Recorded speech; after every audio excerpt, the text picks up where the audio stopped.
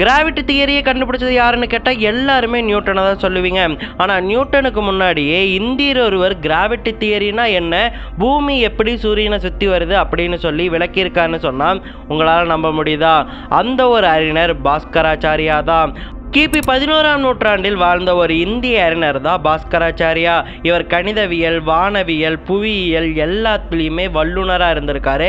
அந்த காலகட்டத்திலேயே இவர் பூமி எப்படி சுழலுது, பூமி அப்படிங்கிறது உருண்டை, அதை இவர் எழுதின சித்தாந்தா சிரோமணி அப்படிங்கிற புத்தகத்தில் குறிப்பிட்டிருக்காரு. இந்த புத்தகமானது இவருடைய மகன்களும் இவர்கிட்ட கேள்வி கேட்குற மாதிரியும் அந்த கேள்விக்கு இவர் பதிலளிக்கிற மாதிரியும் அமைக்கப்பட்டிருக்கக்கூடிய புத்தகம். இதில் கணிதவியல் பற்றியும் வானவியல் பற்றியும் தெளிவாக விளக்கியிருப்பார். அதில் சாப்டர் 2 ஸ்லோகன் 32ல இந்த பூமியும் பூமியை சுற்றி இருக்கக்கூடிய கோள்களும் தன்யாத்மிகம் அப்படிங்கிற ஒரு கோட்பாடோட இயங்குது அப்படிங்கிறத குறிப்பிட்டிருக்காரு. அதாவது பூமியும் பூமியை சுற்றி இருக்கக்கூடிய கோள்களும் தொங்கி கொண்டு இருக்கு, அது கீழே விழாம இருக்கு அப்படிங்கிறதுக்கான காரணம் தன்யாத்மிகம் தான். இந்த தன்யாத்மிகம் தான் ஒரு பொருளை மேலே தூக்கி வீசினா அது பூமிக்கு வர காரணமாகவும் இருக்கு. இந்த தன்யாத்மிகம் தான் நம்ம பூமியை நிலாவானது சுற்றி வரதுக்கு காரணமாகவும் இருக்கு அப்படிங்கிறத விளக்கியிருக்காரு. இதன் மூலமா இங்க தன்யாத்மிகம் அப்படிங்கிறது கிராவிட்டியை குறிக்குது அப்படிங்கிறத நம்ம தெளிவாக புரிஞ்சுக்கலாம்.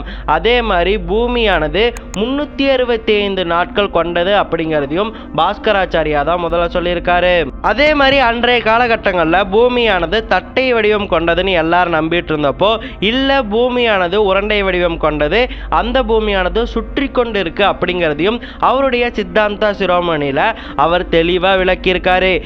இப்படி கிராவிட்டியை பற்றியும் பூமி மற்றும் புவியியல் மற்றும் வானவியல் பற்றியுமே தெளிவாக விளக்கியிருக்கக்கூடிய ஒரு மாபெரும் அறிஞர் தான் பாஸ்கராச்சாரியா.